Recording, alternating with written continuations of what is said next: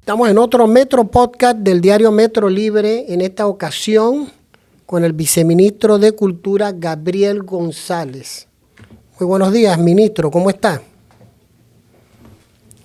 Encantado, la verdad, de estar aquí. Saber de que vamos a hablar cosas buenas hoy, así que vamos a ver qué hablamos hoy. Tengo que explicarle a los oyentes y a los que ven este Metro Podcast que el viceministro de Cultura, él tiene una condición que yo quiero que nos explique. ¿Cuál es la condición que usted tiene, ministro, y desde qué edad? Bueno, yo nací como una persona oyente y tuve una enfermedad, una meningitis. Y desde muy chiquito siempre mi sueño fue el arte, la pintura y demás.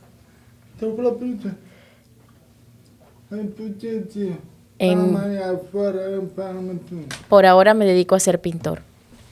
¿Cómo llega usted a este cargo de viceministro de Cultura? Porque lo que he leído de la información que hay en las redes sociales es que usted es pintor, creo que leí que es abstracto expresionista, eso fue lo que leí, y que tiene más de 100 exposiciones.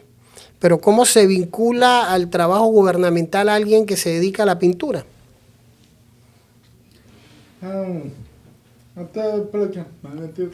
Bueno, lo puedo explicar. Ha sido un desafío, la verdad. Yo siempre pinté desde chiquito, me encanta la pintura, pero no solamente me dediqué a la pintura, ¿no? Soy arquitecto y diseñador de interiores. Aparte de eso, en lo personal, siento que este tema, ahorita en el puesto como viceministro de Cultura, pues definitivamente que esto enlaza muy bien con las artes. Pero no solamente yo he pasado mi vida pensando en cultura, sino asegurar, por ejemplo, ahora lo hemos llevado a un objetivo dentro del ministerio, que es utilizar la cultura para que la cultura sea inclusiva. Y hemos denominado cultura inclusiva, con la idea de poder cumplir con que todas las personas tienen derecho a participar en la cultura y poder llevarla a todas las personas en Panamá. Explíqueme, ¿qué es eso de cultura inclusiva? Muy buena pregunta, la verdad. La cultura inclusiva es algo muy abarcador. Desde mucho tiempo han habido en Panamá personas de diferentes grupos vulnerables, por ejemplo, los grupos como los albinos o la gente que ha siempre defendido el utilizar o el derecho que tienen de utilizar su lengua materna y la importancia que tienen estos grupos vulnerables de ser visibilizados. Por ejemplo, el cómo utilizar la cultura para evitar la discriminación, para evitar el racismo. En Panamá ha habido por mucho tiempo un alto número de discriminación y también de racismo. Entonces, a través de la cultura, como poco a poco eso puede ir cambiando, a través del teatro, a través de la danza, a través de la música, que todas estas cosas puedan visibilizar a estos grupos vulnerables, que puedan ser inclusivos, y todas estas cosas pueden ayudar a ir poco a poco eliminando la discriminación. Por ejemplo, le puedo contar que precisamente hace poco dentro del ministerio precisamente tenemos la Red de Orquesta Nacional y se estableció un nuevo programa para que fuera inclusivo. Y ya tenemos 904 estudiantes de diferentes áreas de Panamá, completamente en un coro, en diferente forma de expresarse con la música, y todos completamente inclusivos. Y eso era una preocupación que teníamos desde mucho tiempo. Cuando pasa lo mismo conmigo, por ejemplo, la primera vez que yo hice una exposición, las personas veían el cuadro y decían, ¡ay, qué bonito, muy buena técnica! Y no sabían que yo era una persona sorda. Entonces, cuando veían que yo era una persona sorda, pues de una vez empezaba como, ya el cuadro perdía valor, sino que veían simplemente que yo tenía una discapacidad. Entonces, de ahí la importancia de que las cosas sean inclusivas, y ahora lo estamos logrando a través del Ministerio de Cultura en todo Panamá. ¿Usted cree que en Panamá hay una discriminación contra los panameños o los no panameños que son sordos, ciegos, mudos o que tienen alguna discapacidad? Solamente para decir, ¿no? Las personas sordas no nos denominamos mudos, solamente personas sordas. Pero sí, la pregunta es válida. La verdad, yo tengo muchos años que he trabajado en diferentes asociaciones o federaciones de personas con discapacidad, también en temas educativos en lo que he participado. Y la verdad, todos pueden contar la misma historia, frustración o sentirse mal por el sentimiento que se hay hacia las personas con discapacidad. Esto ha provocado de que seamos revolucionarios, de que hayamos ido a la Asamblea Nacional a enfocarnos en leyes para la idea de mejorar la condición que tienen las personas con discapacidad en Panamá. Por ejemplo, puedo mencionar de que hay una ley para personas con discapacidad que dice que todas las empresas deberían tener un 2% entre sus funcionarios que sean personas con discapacidad, cosa que no se cumplía. Aparte, hay una ley donde dice de que todas las instituciones, sean públicas o privadas, deberían tener un espacio, una oficina, y hay hasta una reforma que habla de una dirección de equiparación de oportunidades que deberían tener un espacio designado para atender el enfoque de la institución a la persona con discapacidad o la interacción de las personas con discapacidad en su entorno laboral. Pero pues definitivamente que ahora tenemos que agradecer que esta administración, liderada por el presidente Laurentino Cortizo, se ha encargado de, por ahora no completo, pero la idea es poder llevar la inclusión hasta todos los lugares de Panamá. ¿Y cómo cambiamos esa visión discriminadora que hay en el sistema escolar? Porque yo recuerdo, viceministro, cuando era niño, si una persona tenía problemas para oír o para ver, el resto de la escuela lo discriminaba y era objeto de burla en vez de apoyo. ¿Cómo podemos enfrentar eso? ¿Qué es lo que falta? Definitivamente que eso es un gran desafío. Yo se lo puedo decir por mí en lo personal. Yo sufrí mucho bullying de chico, casi todos los días. Pero esto, pues sí, en esos momentos me hacía sentir mucha frustración y es súper difícil.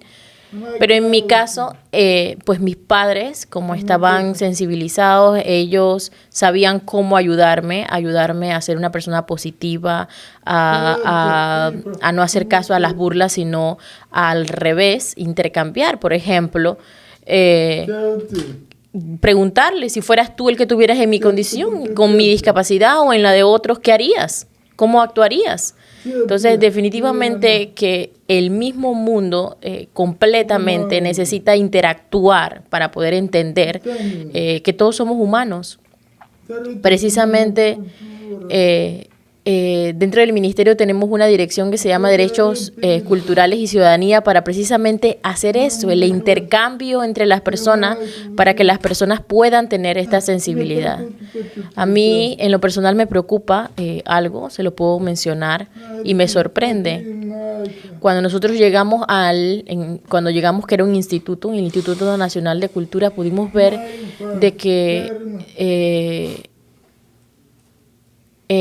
que habían varios programas dentro del ministerio que eran para el beneficio de la población panameña, pero no tenían el enfoque inclusivo, no llegaban hacia las personas con discapacidad, hacia las comunidades indígenas, a los afrodescendientes, a los lugares lejos de Panamá. Y todo esto pudimos lo hicimos cuando entramos al instituto.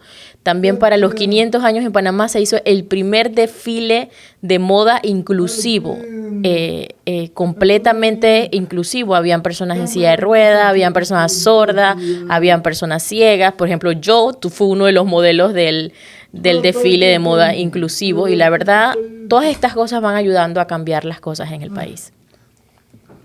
Tal como mencionó antes, por ejemplo, el tema de la escuela, como lo preguntaste, yo la verdad todavía veo en la escuela, que dentro de la escuela, tanto públicas como privadas, los niños o los jóvenes siguen haciendo bullying a las personas con discapacidad. Pero definitivamente que los padres tienen un rol muy importante allí, enseñar a sus hijos por generaciones a cómo poder gestionar sus emociones, a cómo interactuar a personas con discapacidad, a poder a orientarlo para que no haya este tipo de bullying dentro de las escuelas.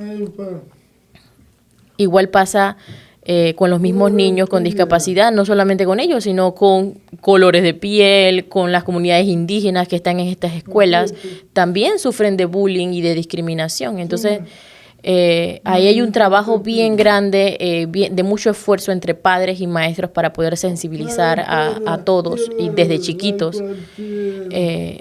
Entonces, las escuelas también deberían tener este tipo de orientación, de sensibilizar a los niños para entender de que al final todos somos iguales. ¿Cuáles cifras usted maneja de la situación de la discapacidad en Panamá? Creo que hablando antes de comenzar este podcast, mencionó 500,000 de personas.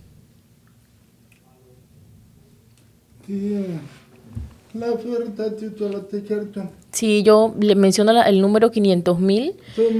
La última encuesta en Panamá se hizo en el 2006. El último censo que se hizo en Panamá, había un número de más o menos 350,000 personas que salieron en el censo.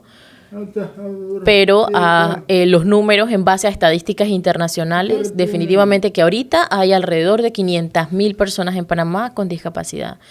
Y nosotros pues tenemos contacto con asociaciones, con las federaciones y estas asociaciones también tienen su gran cantidad de personas con discapacidad. La pandemia del coronavirus nos obligó a usar esto, la mascarilla. ¿Cómo ha sido? Para mí se convierte en un desafío para toda persona con discapacidad al momento de comunicarse. ¿Cómo le ha ido a usted y qué información usted tiene? Bueno, nos ha tocado ir al papel y la pluma a volver a escribir para poder comunicarnos, en mi caso, ¿no? ¿Dónde le ha pasado? ¿Dónde le ha pasado? La verdad, en muchos lugares, la verdad. Por ejemplo, si estoy en un lugar y no tengo mis intérpretes o alguno de mis intérpretes está enfermo y no puede venir, pues en cualquier lugar al que yo vaya, pues ahora es obligatorio utilizar la mascarilla en lugares cerrados. Entonces, pues necesitamos utilizar la escritura. Esto es inclusión y pues responsabilidad de todos también.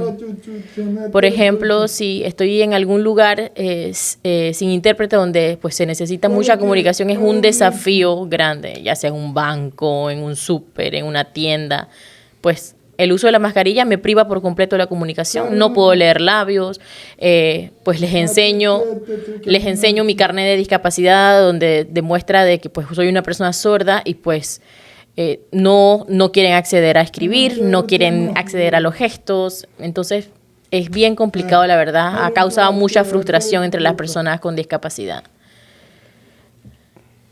Pero pues no por eso me privo de ir a los lugares. Yo voy hago mis servicios solos, voy al banco, voy a todos los lugares estos solos y me ha pasado de que voy y recibo este tipo de trato y cuando se dan cuenta que soy un viceministro en Panamá, entonces el cambio del trato cambia cuando en realidad ya ha pasado la discriminación. Entonces la sensibilización falta en todos los lugares. Y no lo hago solamente por mí, sino por todos mis compañeros que pasan por estas frustraciones a diario. Ahora que usted es figura pública y es un profesional, ¿le sigue frustrando que le ocurran esas cosas?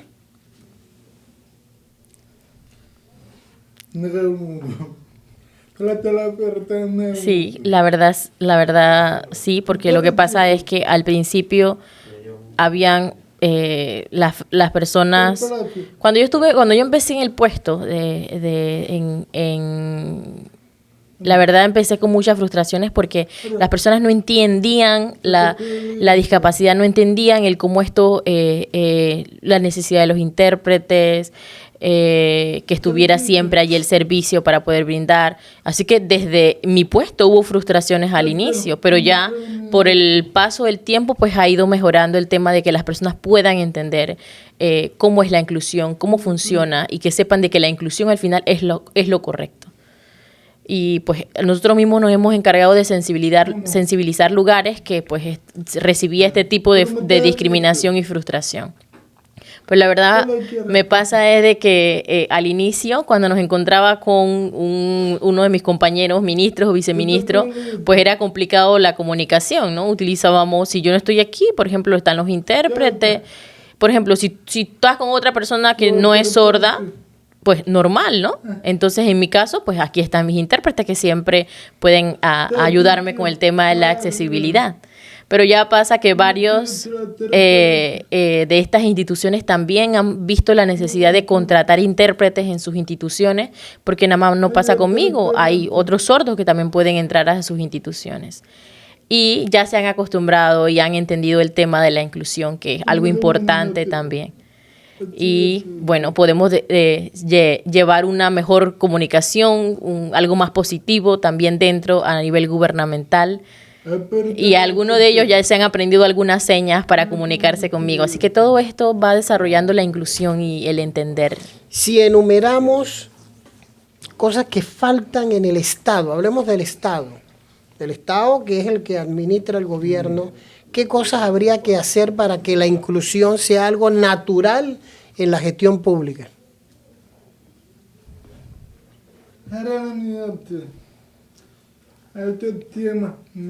Bueno, la verdad este es un tema bien complejo y grande.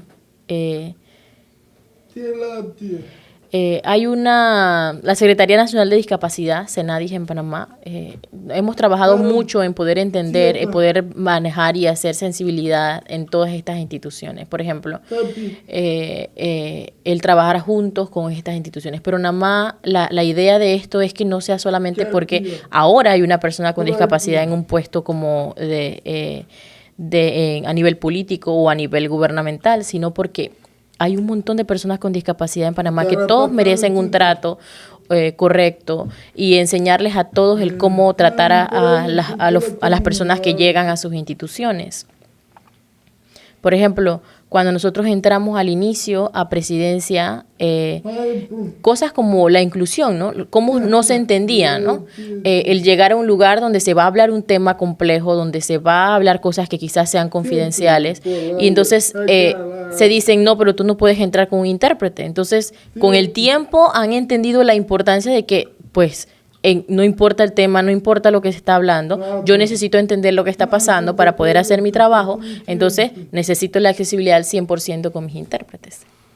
Hay varios casos que yo he visto en el tiempo. Recuerdo que hace 30 años había una chica que estudió periodismo, que era ciega y trabajaba en la gobernación. Hubo un diputado suplente que tenía una discapacidad, y ahora estoy leyendo que Juan Pidolande está examinando la posibilidad de recoger firmas. ¿Usted cree que se debe participar en la gestión pública y se debe participar en la política para que la inclusión sea algo cotidiano y no un proyecto? Porque pareciera que ahora mismo es un proyecto.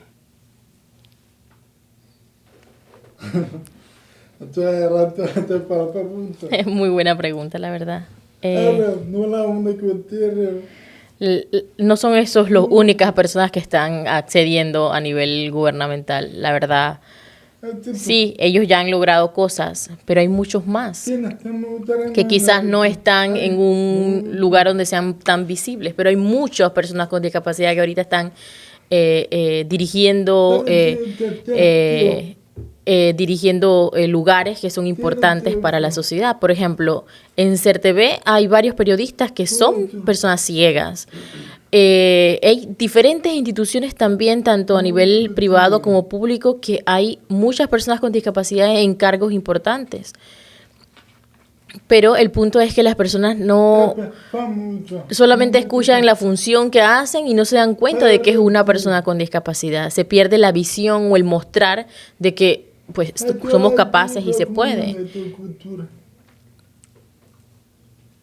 Por ejemplo, pasa lo mismo no solamente a nivel gubernamental. Por ejemplo, en el tema cultural hay muchos artistas que son famosos y son personas con discapacidad. Entonces, nunca se habían mostrado sus nombres, nunca se había demostrado quiénes eran. Es más, se perdía el nombre en la historia porque no se mostraba quién era la persona, no había una bibliografía sobre los artistas. Ahora nosotros pasamos le hacemos las interrogantes a los jóvenes o a los niños y les pregunto, ¿tú conoces a tal pintor? ¿Qué es famoso? Por ejemplo, aunque sea una persona sin discapacidad, tipo, ¿conoces a Olga Sinclair? O Alfredo Sinclair, o a Brooke Alfaro, a cualquiera de ellos. Y pues la juventud de hoy no conoce a estos artistas, no los conocen porque no son personas que son visibilizadas, están desaparecidos de la historia, no se les ha popularizado como se debe. Entonces, la importancia de poder mostrar el trabajo que cada persona hace y su capacidad hace de que pues las personas ese nombre se quede y permee en el tiempo y no sea algo que desaparezca. Entonces de ahí la importancia de hacer este tipo de documentación. Si tuviéramos que identificar y enumerar del 1 al 10 las formas de discriminación más comunes que hay en Panamá, ¿cuáles serían en base a lo que usted ha vivido, a su experiencia?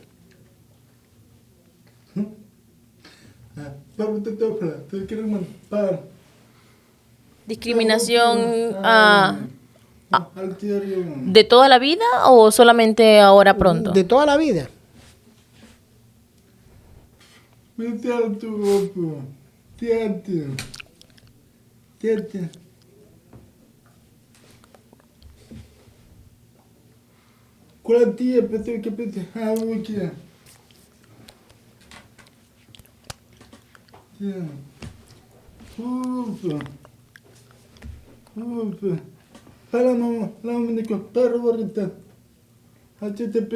Aquí en Panamá le puedo decir que la mayor cantidad de discriminación tiene que ver con la accesibilidad. La accesibilidad no es solamente algo que nosotros pensamos, ¿no? Por ejemplo, hay restaurantes que no cuentan con una rampa para que una persona en silla de ruedas pueda entrar. Hay escuelas que no cuentan con una rampa para que sus estudiantes puedan entrar a educarse.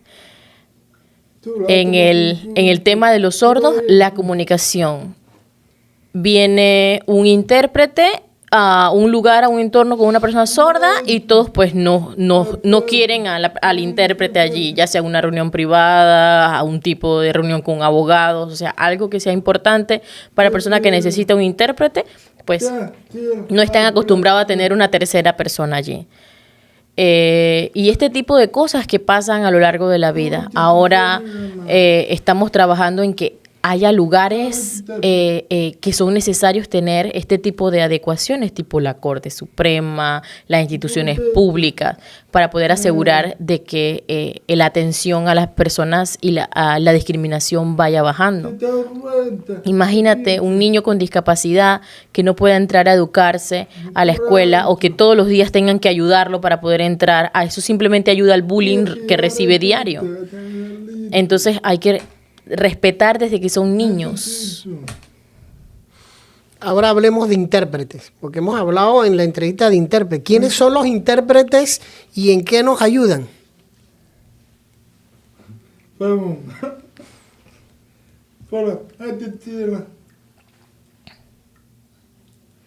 Bueno, el tema de los intérpretes es importante que sean personas con idoneidad, o sea, que sean personas graduadas de la universidad. Precisamente en Panamá hay una sola universidad que cuenta con la carrera, que es UDELAS. Aquí tenemos a 2 intérpretes que son egresados de la Universidad de UDELAS.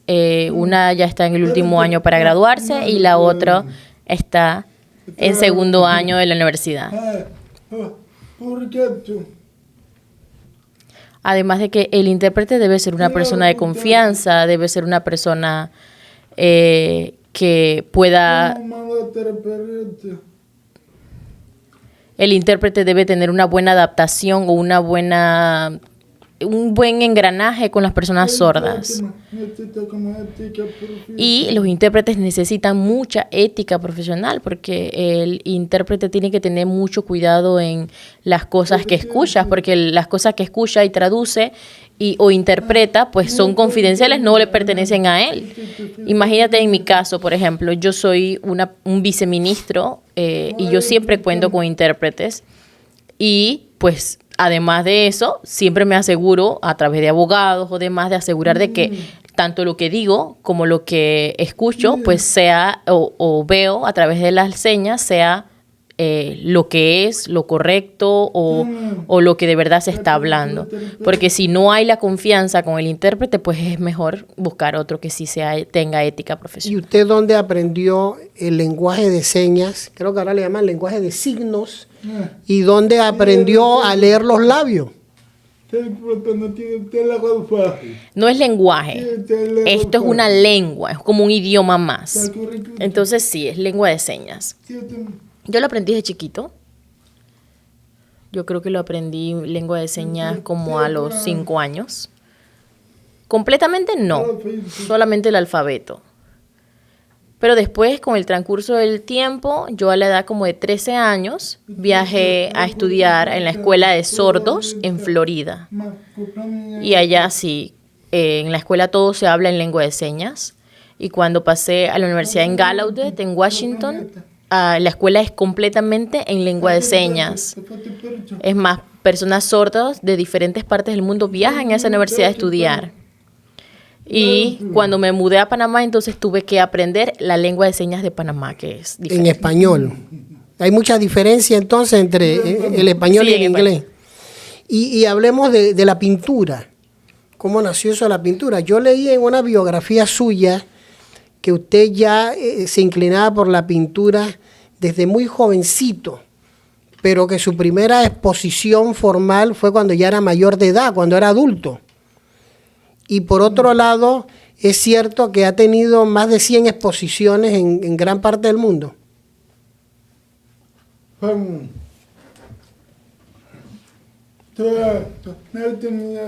Yo creo que cuando yo nací ya estaba pintando, estaba dibujando, desde muy chiquito. Pasa también que como yo soy una persona sorda, pues el no oír, soy muy visual, muy visual.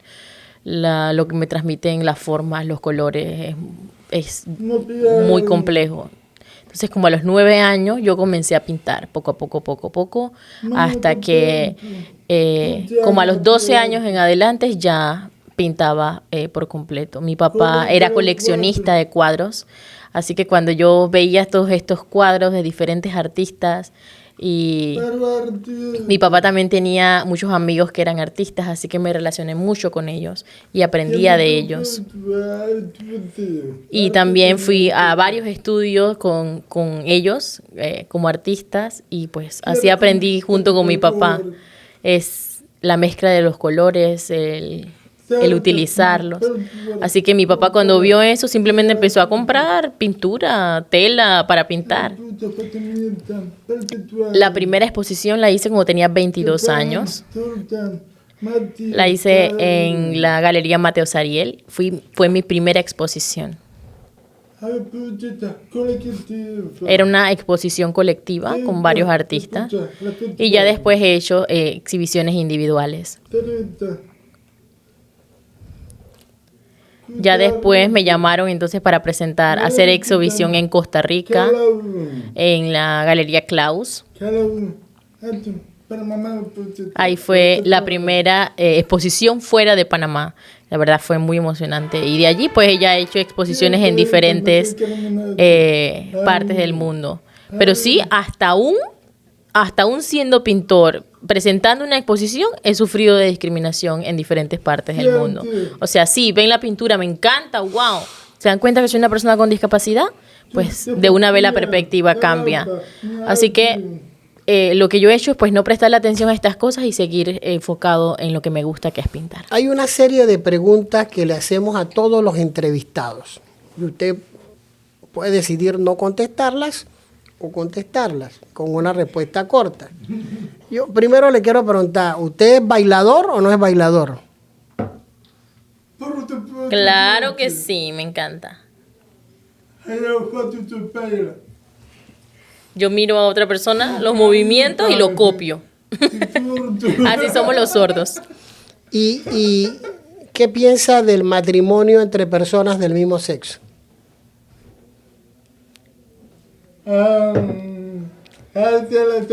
Excelente pregunta. Bueno, yo pienso que todas las personas tienen derecho a sentir lo que quieran y a amar como quieran. Así que todo esto se basa en respeto. ¿Sobre el aborto?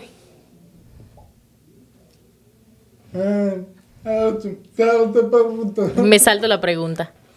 ¿Qué prefiere? ¿Una hojaldre con salchicha guisada o un omelette?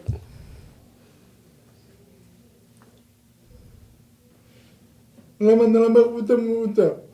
la mañana me gusta mucho la hojalata, la verdad. Siempre me encantan las hojalas en la mañana. Mi nana de chiquita amaba la cocina, así que ella hacía hojalata todas las mañanas y me encantaba. ¿Y qué piensas de la reelección en los cargos políticos?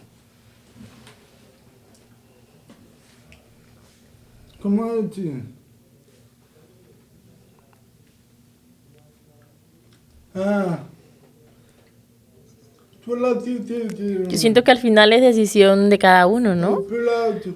Si piensan otra vez hacerlo, pues depende de la persona y del pueblo si le tiene confianza al candidato y que tenga la capacidad de seguir trabajando. Si tuviéramos que reformar la Constitución, cambiarla, ¿qué cosas usted propondría que estuviesen en esa nueva Constitución?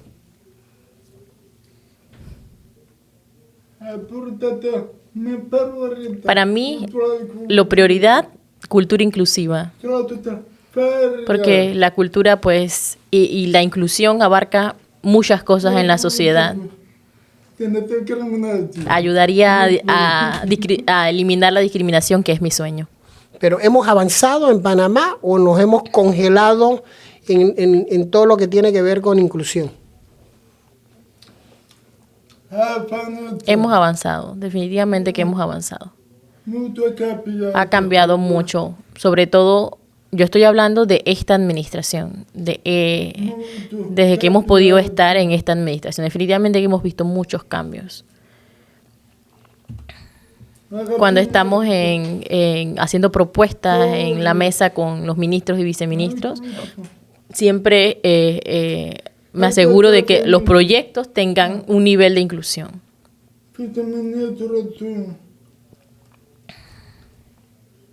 Precisamente la inclusión no se ve solamente conmigo, sino con otros grupos vulnerables. Por ejemplo, en el Ministerio de Gobierno tenemos un viceministro encargado de las comunidades indígenas y una viceministra encargada de los afrodescendientes. Entonces, todo esto al final es inclusión. Y en mi caso, pues que soy una persona con discapacidad. Pero saber de que no solamente me centro en las personas con discapacidad, sino que como soy un viceministro de Cultura, pues trabajo en la cultura inclusiva. Y cuando salga del gobierno, de esta administración, ¿vuelve de nuevo a la pintura? Yo siempre he dicho de que yo sigo pintando, no es de que voy a volver, yo sigo pintando. A veces en las noches, a veces en la madrugada, pero necesito pintar. No puedo dejar eso. Yo veo una tela en blanca, vacía, y pues tengo que sentarme y pintar.